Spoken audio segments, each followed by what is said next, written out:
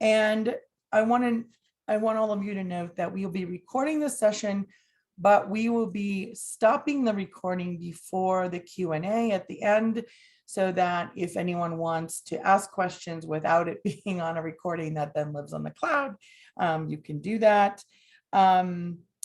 So you are intentionally muted and without a video, and that will help us to preserve bandwidth. And I would like to turn to my lovely colleagues here and have them introduce themselves. So Jasmine, why don't we start with you? You're directly to my left on my screen. Good afternoon, everyone. My name is Jasmine Evans. I am in career services. I've been with the university for about 7 years. I also serve a host of spaces around inclusion, equity, and I'm one of the chairs of our Boulder Campus Staff Council. Happy to be here for this fun conversation. Not fun, right, but informative. Important. Well, I hope we have a little fun. Yeah. I feel like we're gonna have fun together for sure. Yeah, I like you setting that intention out there. So I'm just going down the line on my screen. Jason, you're next. Sure. Good afternoon, everybody. My name is Jason Shelton. I'm the Director of Recruitment for the College of Arts and Sciences. I just celebrated my 25th anniversary here working at CU. So wow. It's been a journey. So worked in various roles and not only here in recruitment, but in academic advising, in HR, that sort of thing. So happy to share my experiences and looking forward to talking to folks today. Yeah, quarter century. Stanley, you're next on my screen. Good afternoon, everyone. My name is Stanley Ly. I use he, him pronouns. I am the Director of Faculty and Staff Assistance Program. I also sit on a couple of chairs, a couple of committees, including the Behavior Intervention Team. And I have been at CU Boulder for just a baby's length of time, 3 years here. Even less than me. Wow. Okay. Usually I've been here 6 years, so usually I feel like I'm the baby. Teresa, on to you. Hi, Kirsi. Hi, everyone. Thanks for having me. I'm with the Office of Institutional Equity and Compliance. My name is Teresa Wroe, and I direct our Education and Prevention Unit, which is also part of our assessment unit. And our office, as you know, deals with discrimination, harassment, and sexual misconduct. So I am often doing a lot of education around equity issues. I'm working with a lot of partners on campus, really working to increase the inclusion in our campus community overall. So happy to be here. I've been at CU for 17 years now. So a little while. I spent about 11 years in student affairs, but have been in OIEC now for a little over 6. Great, thank you all. And we're just going to go ahead and dive right in. We're thinking of this as a conversation. Feel free to participate. You can participate by putting things in the chat, or you can wait until we stop recording and ask at the Q&A time at the end. So our first question to our panelists is, what positives have you noticed in resuming in-person work? Perhaps there have been unexpected upsides. So I'd like to kick it off by turning to Jason with that one. Sure. I guess when I think about returning to work, probably three things kind of come to mind. I think one is just that ability to truly connect and reconnect with folks. So I've really missed that over the time we've been absent. Really be present in the moment. It's just really so easy to be distracted when you're in front of a computer getting pinged. And so being present in the room and be able to connect is just great. I found that to be true in talking with parents and families and in my roles. And also there's just an energy that you get when you're presenting to a group in person that it's difficult to replicate online. I also just like those serendipitous meetings you get when you run into someone on campus you haven't seen in a while. I kind of feel I miss those interactions when you're walking to get lunch and you see someone you haven't seen in days or weeks or months or years at this point. So I really do miss those things. You actually end up getting a lot of information as to what's going on campus when you're able to be present again. And then I think finally it's just being part of a college campus community. And it's really why many of us choose to work at CU Boulder. The excitement of having the students on campus, that energy that comes with just that being part of the special part of their lives. And so I think those sort of three things really I see are big benefits and things that I've missed being away, and that I'm glad to experience now that I've been back on campus. Great, thanks, Jason. Yeah, I've missed milestone events for people. One of our custodians in our building got their citizenship. That's huge. Teresa, Stanley, Jasmine, anyone want to chime in on that? What have you noticed? What are some upsides to being in person? I'll try not to repeat anything that Jason said, but one of the things that comes to mind for me is that even though I do a lot of work with departments on campus, and I luckily in my role get to see lots of different people, I have had this sort of shrinking world experience of not seeing people that I may see on a regular basis and having them kind of be absent from my life. So Jason's point about running into people in the hallway, there are some folks who in my own office I have not seen in person in 2 years, and I don't really have much opportunity to interact with them, in the virtual setting. So I feel like I'm oftentimes spending more time with people outside of my office than I'm having any kind of contact with folks in my office. So we haven't been always in the office and running into each other in person now that we are kind of more hybrid, but I've luckily gotten to see more people, and that energy is the same, that kind of connection, all of those things, I think is that real upside there. Yeah, thanks, Teresa. Anyone else want to jump in on this one? Oh, very I'll add quickly. one more I'm point. sorry, please, Jason. No, go ahead, Stanley. Already muted myself. One more point is that I'm just outside a lot more often. I'll say that as well. So for those of you who have an opportunity to get away from your desks at lunch and be outside, or run across campus for meetings, I just find that I'm actually getting back into shape from my sort of post-COVID slumber, if you will. It's a sedentary lifestyle. Right, Yeah. exactly. Yeah, back to you, Stanley. Very quickly, I'll just say one of the kind of unexpected benefits it's just the natural rituals that come with actually going into work. As much as I kind of dislike commuting from Denver to Boulder, it did create this natural beginning and ending to my day and allow for that middle part of my day to really be pretty established and kind of not distracted. Yeah, that's great. Jasmine, do you want to chime in before we go to the next question? No, I just echo all of those.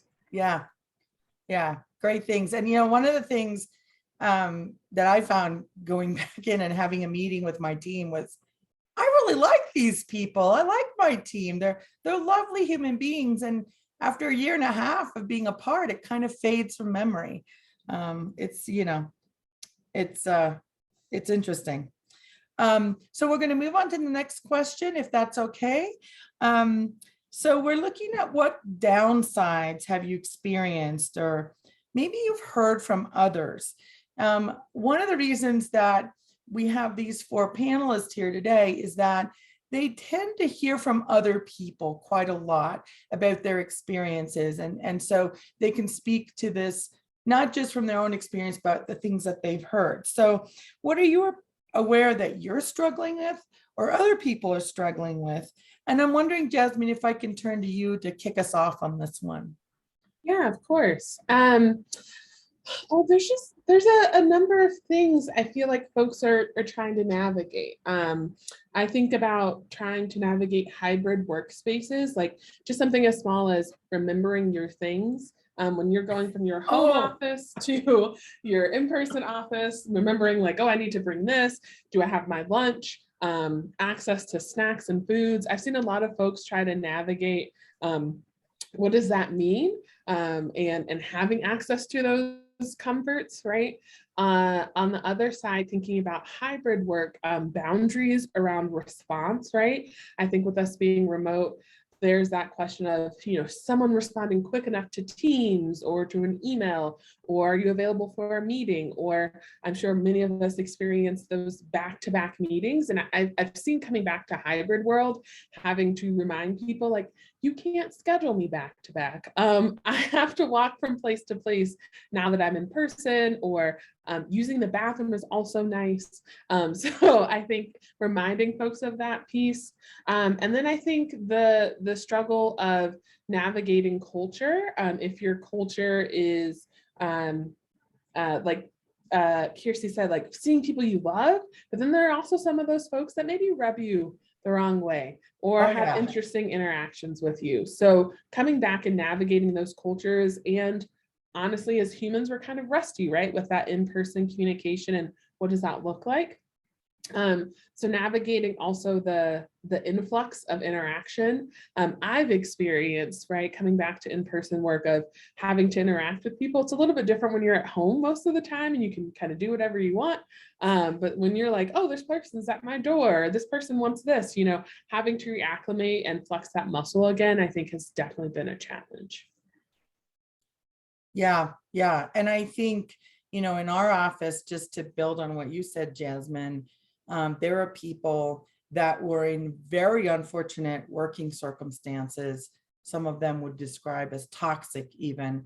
And the call to return to that workplace or return partially to that workplace is giving them chills, and they're very upset about it. And I think all of us have probably heard from some of those folks and grappling with, microaggressions or outright, sometimes even outright discriminatory statements. So I'm kind of looking at you, Teresa, because I think you would have heard about those things. Anything anyone else? Jasmine, would you like to say more about that? Yeah, I was just going to add really quickly, just thinking about the world we're also navigating right now. In addition, like, even if we were to separate, we have a pandemic, we have a reckoning happening around race and underrepresented identities in our country. And then we have our own work things happening, and then moving between hybrid and in-person work. And those three separate things are a lot to deal with just in general. And so thinking about adding another thing on, totally relate to folks like, oh, wait, I have to go back in person and I'm already just trying to navigate, a new news story or a headline. So just a lot of pieces moving. Yeah. And, for some folks, there's no privacy for that grieving. And that can be really, really hard. Anyone else want to hop in on this question about, what are people struggling with? What are the downsides of being back in person?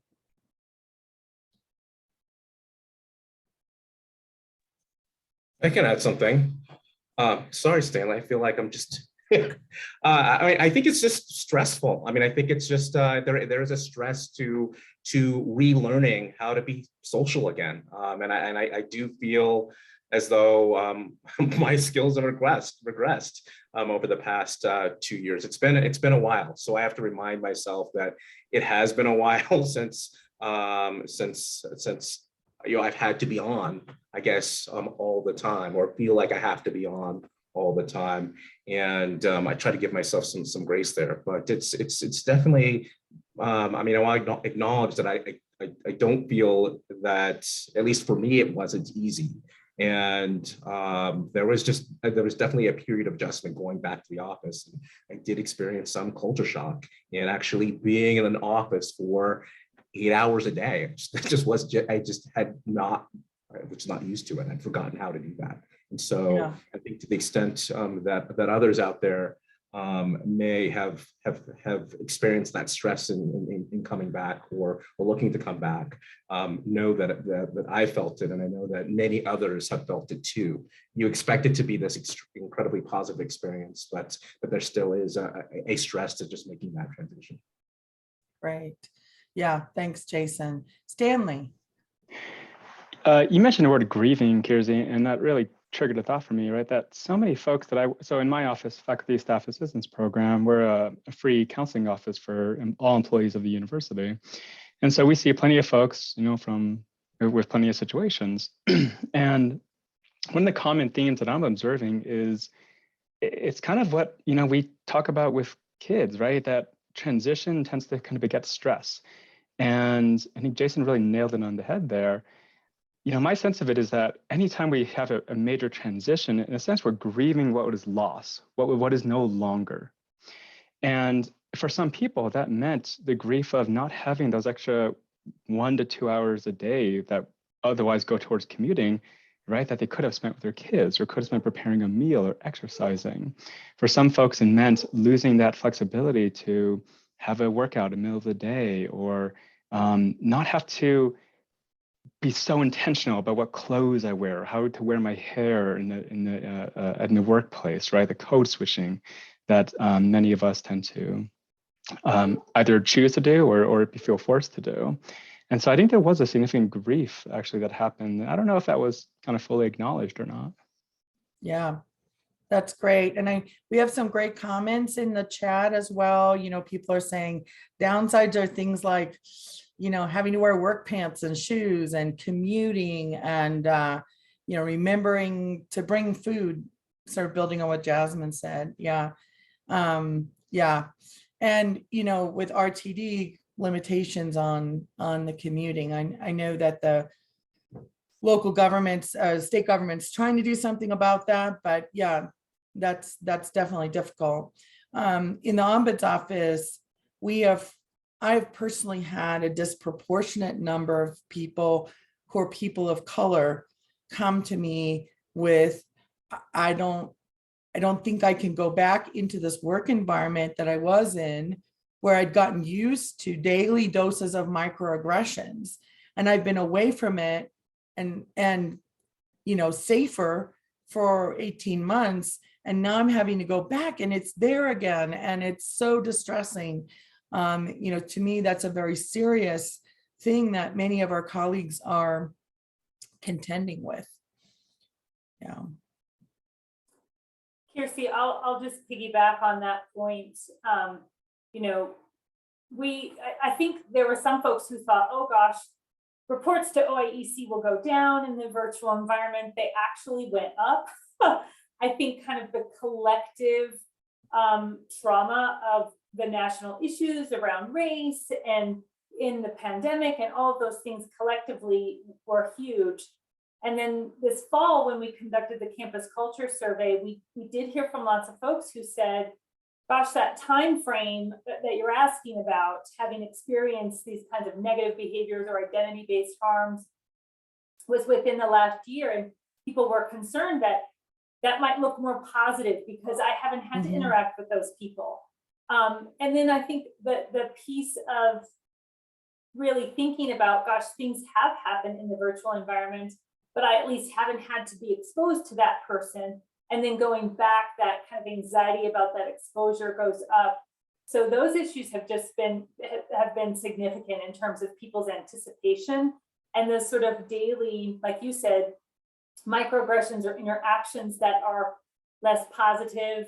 And then that space to that feeling, like Jason said, and having to be on or not being able to have space for digesting some of that kind of national trauma and things that we're seeing daily. I think that's huge. I've been at my desk a few days where I'm like, I hope no one comes to talk to me because I might start crying, like those kinds of things where you're just like, I'm not in that space. And then at home, I don't feel like I'm going to have to do that or get interrupted or things like that. So those are significant issues for sure. Yeah, That's great. Thank you, Teresa. And, personally, just the days in the office, I feel like I can't get anything done. It's like the day is gone. I was here, I was working the whole time. And, with the kinds of interruptions and things that happen, I love seeing the people I see, but also, gosh, I'm not sure I can get anything done. So I see that there's a hand up. I'm going to ask if you can hold that till our Q&A portion at the end. Thank you. So Kirsi, because- can I just add something quickly? yeah, go for it, Jasmine. I just kind of wanted to synthesize the points that I feel like folks are bringing up on the panel. All the other panelists, we've talked about, the grief, and I feel like we're also dealing with the grief and expansion at the same time, and acknowledgement, right? We're dealing with the grief of losing what we knew before. We all went through, March 2020 of, oh, how do we do this? What the hell do I do now? To now we're coming out of it, and but it's not coming out of it. Like, it has completely shifted. What we knew to be that normal, we have to expand, right? We have to expand what we see as work hours. We have to expand what we see as ways to get work done. But I think we've also seen the expansion of recognition of folks as human, and the experience that folks are having across campus and just outside of campus. And then I think we've seen expansion of humanness. I feel like most folks have experienced the talking while on mute. And so the humility that I feel like we've been able to bring forward has been there, or your child, partner, animal, trash truck, tow truck, ambulance, like all of those extra things that make us who we are and are part of our space. That veil was kind of lifted when we went to this work from home experience. And so I feel like there's some moments of grace being given and that expansion, but it's a lot to deal with. While Stanley was talking about like grieving that what we knew before twice now, and then having to expand twice now and then over more, I think just trying to name that, it has been a difficult experience to kind of grapple with, Yeah. And I don't know about you, Jasmine, but I'm a different person. Oh, I've changed. Don't know 2019 Jasmine. Yeah. She is God. Yeah, exactly. I mean, for better, for worse, right? Some things are better for sure. I do want to make sure we get to this question. I want everyone in attendance to know that all of our panelists have agreed to stay a little bit long once we turn the recording off. If anyone wants to ask questions more privately, that's going to be an opportunity. But our last official question here is tips that you would give. What would you like to share with our audience about reacclimating to work in person? Like, what do you think would be helpful? Maybe something that's been helpful to you or some of the people you've worked with. And Stanley, I'm wondering if you could start us off on this question. Yeah, sure thing. I tend to look at, problems as, okay, do we have a possibility here to change the situation, or do we have a possibility to change a relationship to the problem? Sometimes both. Sometimes we can do both things, right? So for instance, if somebody's really having a hard time being on campus or on site, is there a possibility of changing the situation, whether it be through getting resources through our career development services and HR, or having a really earnest conversation with your supervisor or boss? And that's changing the situation is really, it's trying to eliminate or manipulate the issue that's causing stress. And then the other way, right, is to try to change a relationship to the problem. So that's, okay, do I need to, learn some ways to manage this anxiety so I can show up to work in a way that, allows me to feel productive and welcoming? Is there a way that I can, in some ways, right, de-invest the amount of stress or energy I give to work? And one thing that I will also talk about here is, so often the tips that we offer are sort of individual focused, right? They're things that you can do, things that you can meditate, you can work out, things like that, right? These are very sort of individual based interventions. And I don't want it to go ignore that the system also needs to step up. The system also needs to respond and provide, I think, enough sort of enough sort of humanness, I suppose, to the situation and acknowledgement to, like what Jasmine was talking about, right? The significant expansions that we've had to undergo.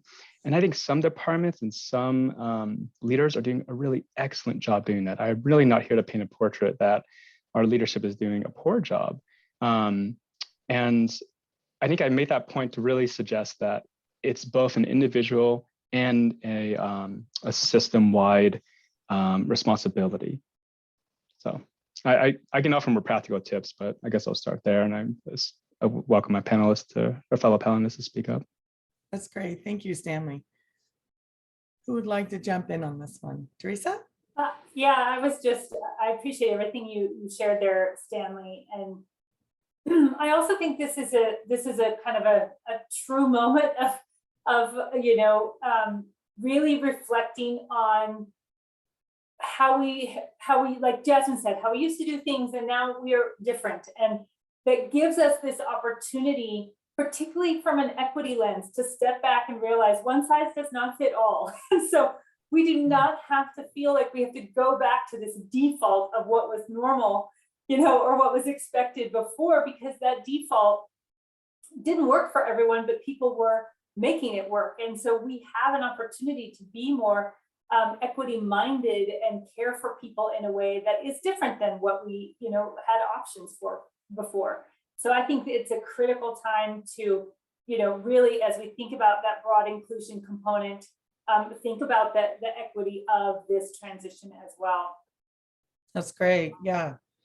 Anyone else want to chime in? Yeah, Jasmine. I'll just add, I feel like just some of the typical, but I'd like to remind people, because people need to hear things, 3 to 5 times to remember it. So going outside is good. Even for 10 minutes, if you're at home or in person, using really that time to readjust, get that vitamin D, we need it. I think finding those outlets, I know as an extrovert going into this experience, and then moving to the other side of where we are now, a lot of folks have asked me, how have you dealt with this? You're very extroverted. I know, surprise. But I was okay with it for the most part, because I got to be pretty productive because I wasn't talking to folks all the time. But then how are you doing those check-ins with yourself? I want to remind folks to continue to do those check-ins, whatever works best for you. If it's, journaling, if it's talking with, a support system like FSAP, if it's talking with a family member, if it's doing voice notes, really having those check-in spaces. I think some folks have lost during this time and aren't checking with self as we're going through these expansions. And then so many things happen that it's hard to get back to point A where it originated. And so you're trying to, fix point L, but really you need to get all the way down to A. So I just want to remind folks to keep tracking that, because it's a lot easier to address the issue once you know what you're actually addressing, rather than, putting Band-Aids on things. And echoing exactly what Stanley said about, we need to create a system of support, and then also check in, individually. Definitely want to echo the system piece, and that you don't have to do it alone. If anything, we've learned from this time that coming together, really collecting voices, not having to be the sole representative for an experience is quite powerful. And from campus leadership interaction that I've had over the past 1.5 years, folks really want to hear what people are feeling and the thoughts and processes of our staff, especially to support them. So yeah, if you need to find a place, staff council is a great place to start if you're not sure where to send your concern. Yeah, that's great. That's great, Jasmine. And, kind of building on what you're saying, there's a question in the Q&A about, how to manage being hybrid. You feel like work is requiring more of you. You can probably see Kelsey Simpkins' question. It's really related to this, sort of looking for tips around, increasing work demands. And I think part of what's contributing to that for staff is that we're still at a place that many departments are low on staff and have not been able to fill positions. And some of them permanently won't be able to. And so I'm hearing for a lot of staff that I'm doing 2 people's jobs or 3 people's jobs. And it's very difficult to juggle all those responsibilities, and you feel like you're failing all the time. Anybody else want to jump in with tips? I guess the other thing I would add is that I do think it's a time for having some really, opportunities for honest conversation about some of these things within our departments as well, so that people can, really set some new norms and some new agreements about how this all plays out. So I think Jasmine's point was really important in terms of like really listening to people's experience. I think that, the hybrid in-person environment, to Marissa's question, I think there's a real potential for bias in terms of, having more that face time, which is traditionally so important, that we have to really reflect on those things and look at, the quality of people's work, the quality of their relationships on campus in terms of what they can get done, those kinds of things, rather than being like, wow, we can get more done in the virtual world. Let's just crank that out all the time. So I think those are real considerations to keep in mind. And then back to Stanley's point of our relationship to that, if we can hold that and honor our relationship to that and recognize that we still need those other things for that work-life balance, I think we can introduce that into the conversation and really be transparent and bold about new ways of working. Yeah, having those honest conversations, I think, can be very difficult. There are resources available on this campus on how to have tough conversations. Our office is one, training through Office of Employee and Organizational Development as well. So I'm going to stop recording now, and I apologize.